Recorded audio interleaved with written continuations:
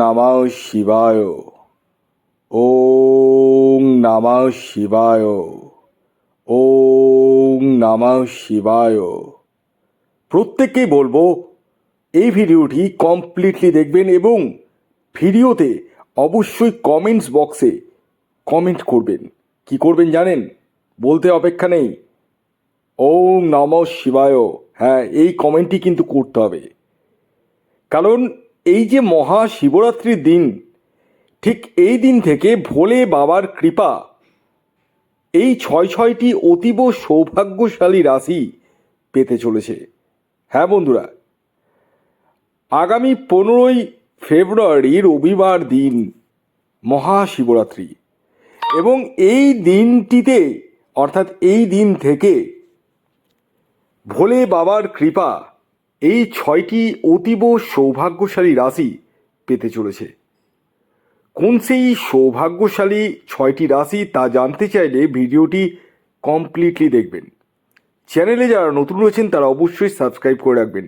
আর হ্যাঁ, এখনও পর্যন্ত আপনারা অনেকেই কিন্তু কমেন্ট করেননি ওম নমঃ শিবায়, করে ফেলুন, কারণ এটি মহাদেবের ভিডিও, দেবাদিদেব মহাদেব। অবশ্যই করে ফেলুন, আর লাইক করতে কিন্তু একদম ভুলবেন না, কারণ এই মহাশিবরাত্রি থেকে আগামী একটা বছর, টানা 1 বছর ভোলে বাবার কৃপা এই 6টি রাশি কিন্তু পেতে চলেছে। 12টি রাশির মধ্যে স্পেশাল 6টা রাশির নাম বলবো, এবং তাদের জীবনে কি কি পরিবর্তন করতে পারে সেটাও আমি এই ভিডিওতে বলবো। কমপ্লিটলি দেখুন। এই যে শিবরাত্রির দিন আমরা অনেকে কিন্তু উপবাস করি, যেটাকে বাংলা ভাষায় বা চলতি ভাষায় উপোস বলে। এই উপবাস করার পরে আমরা কিন্তু শিবের মাথায় শিবলিঙ্গে গিয়ে জল ঢালি বা জল অর্পণ করি।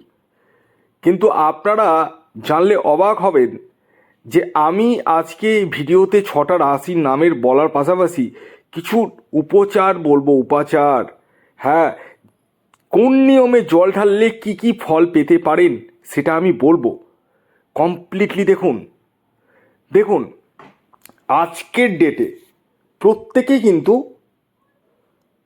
বেশিরভাগ জন লোনে কিন্তু জর্জরিত, প্রচুর লোন ঋণ আছে, প্রচুর লোন ঋণ আছে।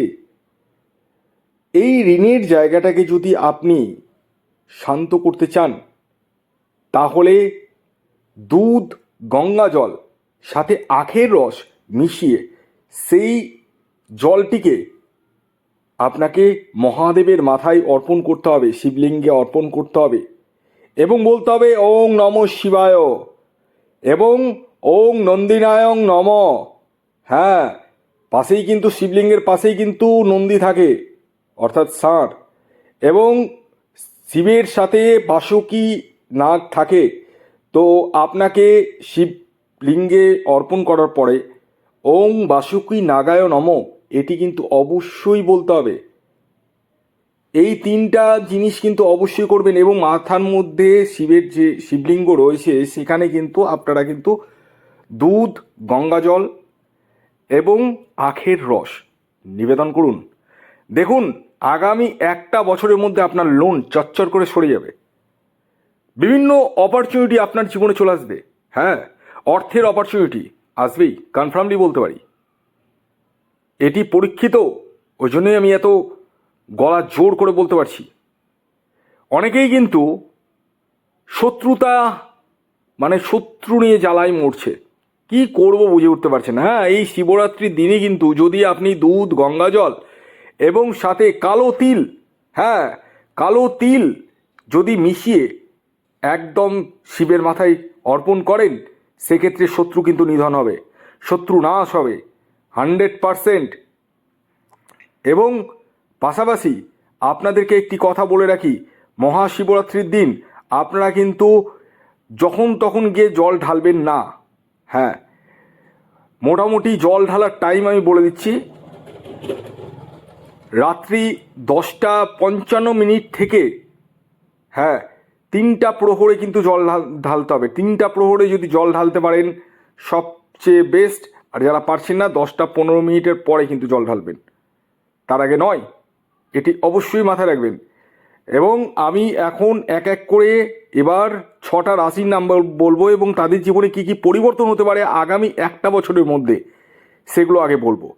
প্রথম যে পরিবর্তনটি আপনারা দেখবেন, এই 6টা রাশিরই কথা বলছি কিন্তু, সেটি হচ্ছে আপনাদের আর্থিক কষ্ট দূর হবে, অনেকখানি দূর হবে। আমি বলবো না 100% চলে যাবে, কিন্তু অনেকটাই দূর হবে। যারা লোনে পড়ে রয়েছেন, আমি তো বলে দিলাম লোন থেকে বাঁচার কি উপায় রয়েছে, করুন। তাদের লোনের জায়গাটা কিন্তু কাটবে। এবং পাশাপাশি যারা এডুকেশন করছেন, পড়াশোনা শিক্ষার্থী রয়েছেন, বিদ্যার্থী রয়েছেন, তাদের ক্ষেত্রেও কিন্তু যথেষ্টই বেনিফিট আসবে এবং রেজাল্ট কিন্তু ভালো হওয়ার সম্ভাবনা আসছে যদি আপনারা এই নিয়মে করেন। এবং আরেকটি কথা বলে দিই, এই 6টা রাশির জীবনে আরেকটি পরিবর্তন আমি দেখতে পাচ্ছি, সেটি হচ্ছে আগামী একটা বছরের মধ্যে নিজস্ব বাহন ক্রয় বা গৃহ নির্মাণ করার কিন্তু সম্ভাবনা বাড়ি তুলছে স্বয়ং দেবাদিদেব মহাদেব, কারণ উনি হচ্ছেন মহাকাল। তো আপনারা অবশ্যই কমেন্টস বক্সে ওম নমঃ শিবায় লিখে ফেলুন, কারণ ভোলে বাবার কৃপা এবার 6টা রাশির উপর এই বছর 2026-এ পড়তে চলেছে। তো প্রথম যে রাশির নাম বলবো সেটি নানা দেন বৃষ রাশি। হ্যাঁ, বৃষ রাশির জাতক ও জাতিকা যদি আপনি হন, তাহলে ভোলে বাবার কৃপা এই 2026-এ আপনাদের উপর পড়তে চলেছে। দ্বিতীয় যে রাশির নাম বলবো সেটি হচ্ছে মকর রাশি। হ্যাঁ, মকর রাশির জাতক বা জাতিকা যদি আপনি হন, তাহলে ভোলে বাবার কৃপা আপনারাও কিন্তু পেতে চলেছেন এই বছরে, এবং আগামী একটা বছর আপনারা কিন্তু অনেক বেনিফিট পেতে চলেছেন। এবার 3 নম্বর যে রাশির নাম বলবো সেটি হচ্ছে তুলা রাশি। তুলা রাশির জাতক বা জাতিকা যদি আপনি হন, তাহলে ভোলে বাবার কৃপা কিন্তু আপনারাও পেতে চলেছেন ডেফিনেটলি। 4 নম্বর যে রাশির নাম বলবো সেটি হচ্ছে কর্কট রাশি। কর্কট রাশির জাতক বা জাতিকা যদি আপনি হন, তাহলে আপনারাও কিন্তু এই মহাশিবরাত্রির দিন থেকে ভোলে বাবার কৃপা পেতে চলেছেন। 5 নম্বর যে রাশির নাম বলবো সেটি হচ্ছে মীন রাশি। মীন রাশির জাতক বা জাতিকা যদি আপনি হন, তাহলে ভোলে বাবার কৃপা আপনারাও কিন্তু পেতে চলেছেন। এবং 6 নম্বর যে রাশির নাম বলবো সেটি সিংহ রাশি। সিংহ রাশির জাতক বা জাতিকা যদি আপনি হন, তাহলে মহাশিবরাত্রির দিন থেকে ভোলে বাবার কৃপা কিন্তু আপনারাও পেতে চলেছেন। তো এই ছিল 6টি রাশি, যে রাশিগুলি এই 2026-এ ভোলে বাবার কৃপায় আগামী একটা বছর প্রচুর অর্থশালী সম্ভ্রান্ত হতে চলেছে। প্রত্যেকে ভালো থাকুন, সুস্থ থাকুন, সকলকে ভালো রাখুন। ধন্যবাদ।